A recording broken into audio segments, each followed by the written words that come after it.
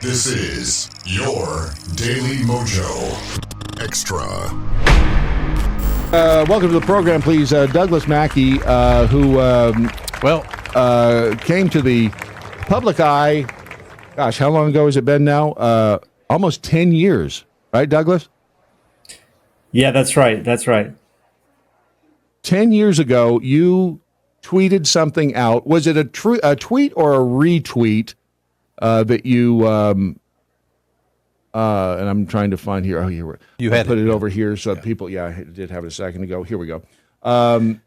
Is that the meme that you retweeted or put out there? Yeah, exactly. That's the one. Okay. Save time, avoid the line, vote from home, text Hillary to 59925, and we'll make history together this November 8th. Now, you were arrested.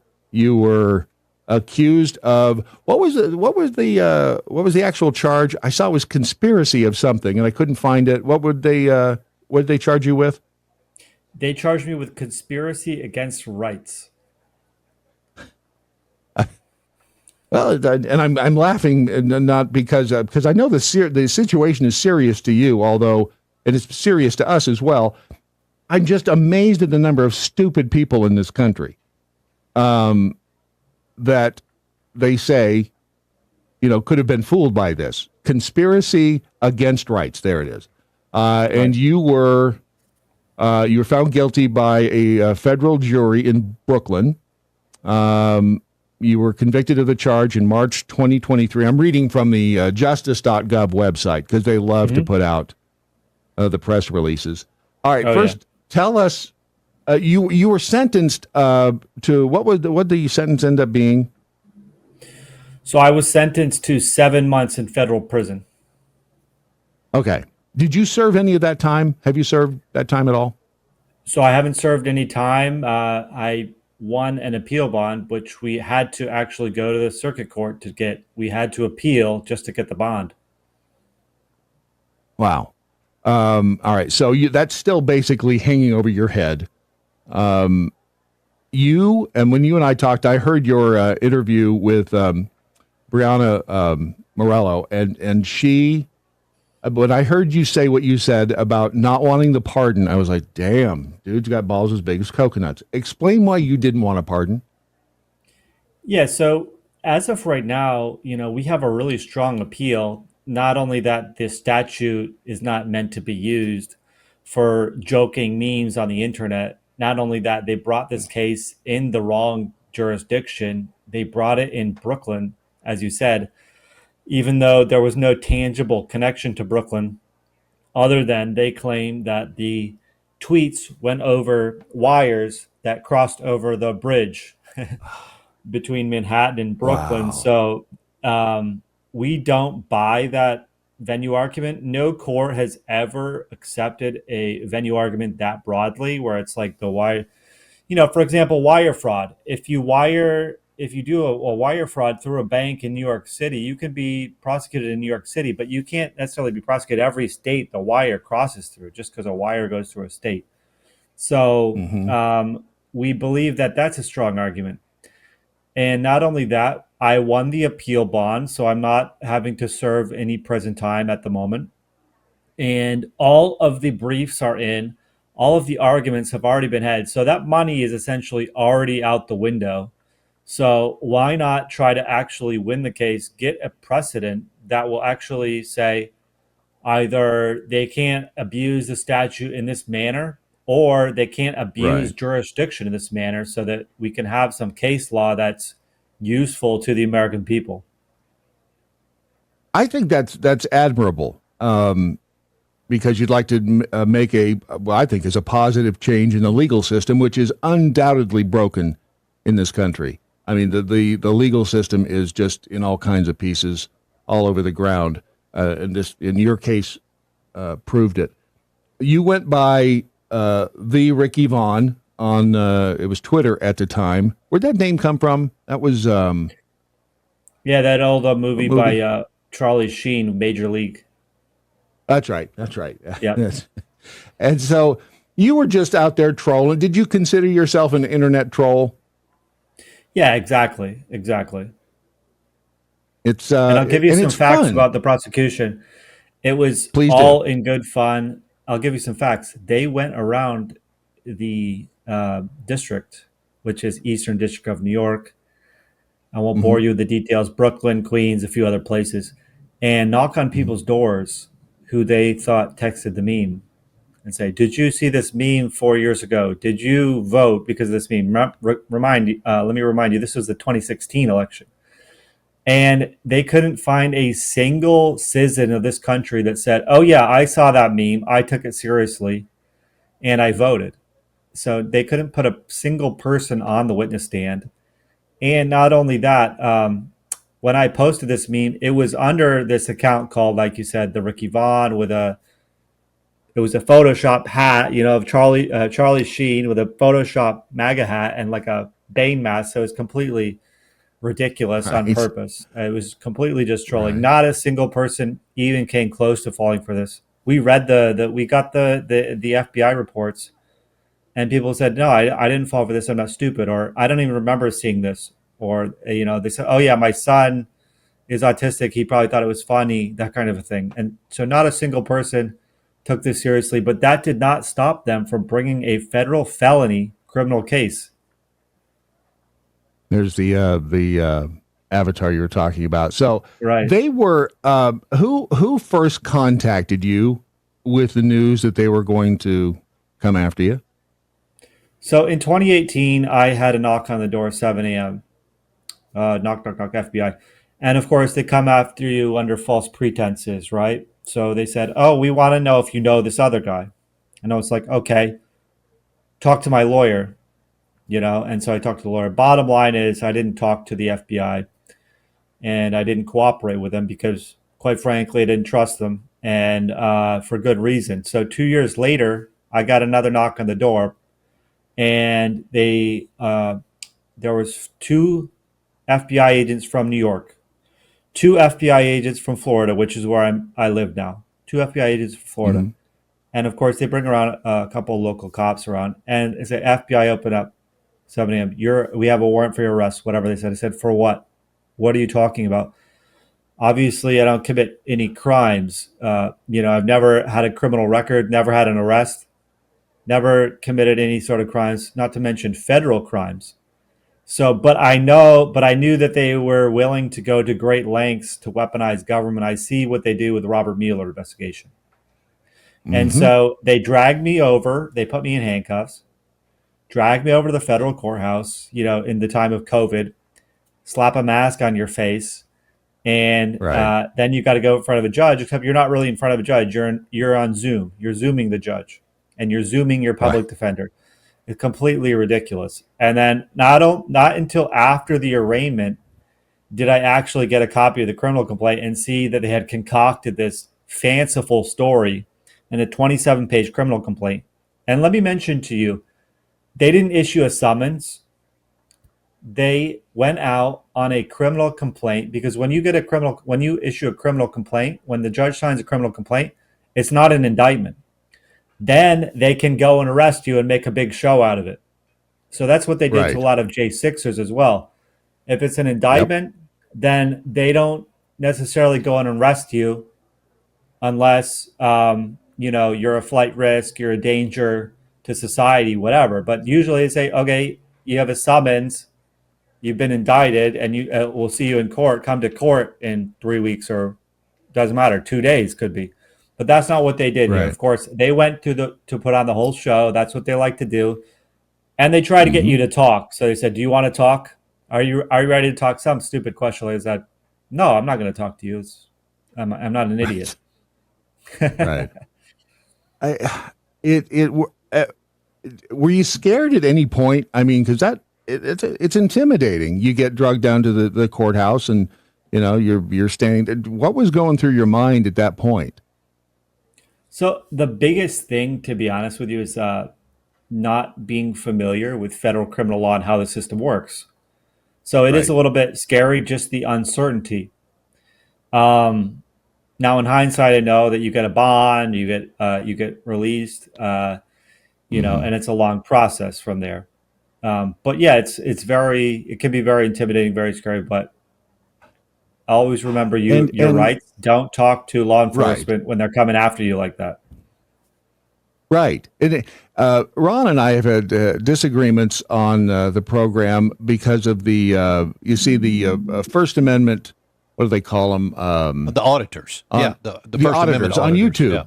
Who go out and intentionally, put themselves in a position where, they get cops or whomever suspicious of them for videotaping a police station, whatever it is. And then they, engage with the officer regarding, well, no, I have the right to do this. My argument, that's a great idea because you have to know the law. And most people have no idea what their rights are. It's surprising how many cops don't really know the law specifically. Right. Yeah.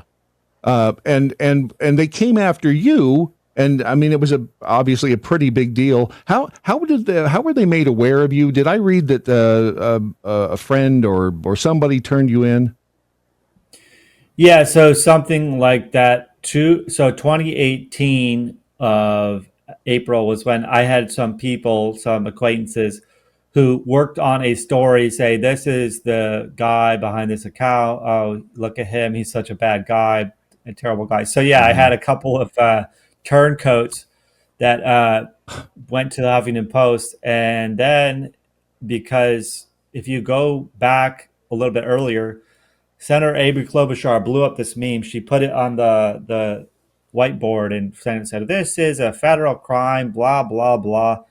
And so for whatever reason, and look, I don't trust these people as far as I can throw them. As far as I'm concerned, a bunch of, it's all social networking and liberal activists probably had friends on the inside said, open this, Hillary Clinton herself commented on this prosecution.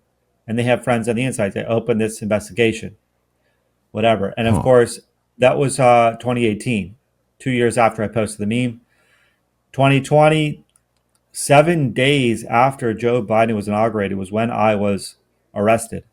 They got the arrest warrant 2 days after Joe Biden was inaugurated because the Trump DOJ and Bill Barr said, we're not going to bring this prosecution because, first of all, you're cutting it too close on infringing on First Amendment rights. Second of all, free speech rights. Second of all, you don't have enough proof to prove the crime. You can't prove that I intended to actually fool people out of voting rather than just, kind of pull a prank on the media, on the Democrats, Hillary Clinton, which is exactly what happened. They all got angry about it, upset. Meanwhile, I never would have thought that anybody would have seen this meme and taken it seriously. That's kind of the joke. They think their voters are stupid enough to take it seriously. So I know how these things work. But yeah, Bill Barr wouldn't even bring this case against me. All right. So I'm going to read this in the press release again from the Justice Department. One of the foundational rights we hold as Americans, a right that many fought so hard to obtain, is the right to vote. The defendant I feel like I should be doing it like Foghorn Leghorn. The defendant weaponized disinformation in a dangerous scheme to stop targeted groups, including black and brown people and women, from participating in our democracy. I mean, if there's a better way to say black and brown people and women are stupid, I'm not sure how you would state it. Groundbreaking prosecution demonstrates our commitment to prosecuting those who commit crimes that threaten our democracy and seek to deprive people of their constitutional right to vote. I mean, it's so ridiculous. And there's a piece at reason.com that says that they used an 1870 law designed to prevent violent white supremacist mobs from preventing black citizens from voting. So that was what they based it on. I mean, that's insane. I want to talk about torturing language here. The statute outlaws conspiracies to intimidate, oppress, threaten, or injure citizens exercising their federal rights. So you want to talk about torturing language. They said that this was a conspiracy to injure. And you would think, okay, so you go out to beat someone up. You're injuring them, right? No, you can injure their right. So this is how the law has evolved in this country. under a sort of liberal democratic theory of basically the law is whatever we want it to be. So this is what we're fighting in Right. court. This is part of what we're fighting in court, that no reasonable citizen could expect that this law covers so much ground. And let me point out to you two words that are very revealing in that press release. The defendant, quote unquote, weaponized disinformation. And this is what they've done for the past 8 years since Trump came into office, is accuse Republicans of spreading misinformation, disinformation, which Trump, he just said in an executive order, we are not going to get into the business of policing misinformation and disinformation anymore. This is a weaponization of the justice system to go after American citizens who are exercising their free speech rights. And let me point out to you one last thing. In his executive order against weaponization, President Trump had a line in there mentioning my case, mentioning they even threw a guy in federal prison for posting a meme. Fortunately, they didn't actually throw me in prison yet. But so that ordered the DOJ to investigate. Now, Pam Bondi did an order recently listing a bunch of cases that the weaponization group were to investigate. And this case was absent. So I'm currently working on bringing that to their attention so they can include my case in their investigation. I think it's very important that they're not allowed to go after free speech in this way. Absolutely. We're prior to this whole thing happening, did you ever consider yourself a free speech advocate? Were you politically active prior to any of this? Did this just open your eyes to the shit that was going down in this country? Yeah, I was very politically active for a long time.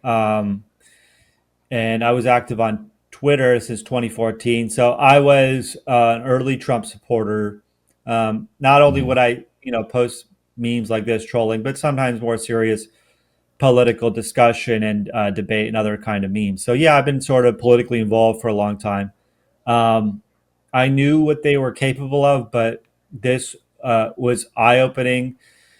Sort of, I know that they can construct cases, they can fabricate cases. So I already kind of knew that. So I know that the federal government, and this is what they're all afraid of now. They're afraid of Trump having the power because they're afraid he's going to go after them in the same manner. Well, maybe you shouldn't have weaponized the government to begin with. So we've seen what happened with President Trump. After my arrest, I say I was the first one arrested under a weaponized system. You could argue maybe the J6ers, some of them that were arrested. But, J6ers, some of them actually broke the law, but the government came down on them way too hard compared to other protesters who broke the law. So after my case, it just got worse and worse and worse. They used these novel legal theories to arrest and prosecute J6ers, which was thrown out of the Supreme Court, pro-lifers. And then President Trump and all of his supporters as well, Rudy Giuliani, John Eastman, all these people were indicted in state court. So it's, thank God this system's over, but there's a lot of work that needs to be done in rooting it out. Well, and you brought up a good point. You say, thank God it's over. The problem is, are we now in a situation where it's going to be ping pong? Republicans get in and, weaponize against Democrats, vice versa. When does this, how do we, in your opinion, how do we ever break this cycle? Is it even possible? So that's a great question. I don't know if it's possible at this point. They've opened Pandora's box. One would hope that Mike Davis said the other day that they when a dog kills a chicken, then you wrap the chicken around the dog's neck, and as the chicken rots, it stops having a taste for chicken. So I don't know, you'd hope that if the Trump administration wraps a few prosecutions around their neck, that they would get sick of it and realize maybe we should have fought President Trump in the civil courts. Maybe we should have fought President Trump at the ballot box. Maybe we should have fought President Trump at the legislative level, not with these criminal prosecutions. However, that raises the whole question, like you mentioned, does it then become tit for tat, which is very dangerous, and it's happened a lot in a lot of countries. Yeah, it has, and I don't have the answer to it, and so far I've not heard anybody that does have the answer. And it would, I don't know how we ever get back because we are so divided in this country, uh, politically speaking. And I was never politically active, prior to the previous, I'd say 10 years. But this has just opened my eyes to so many things and the importance of actually being active. I think that's part of the problem is most Americans in the past, I don't know, half century have not really been involved in the government. A lot of people haven't voted. A lot of people just kind of think it'll run itself.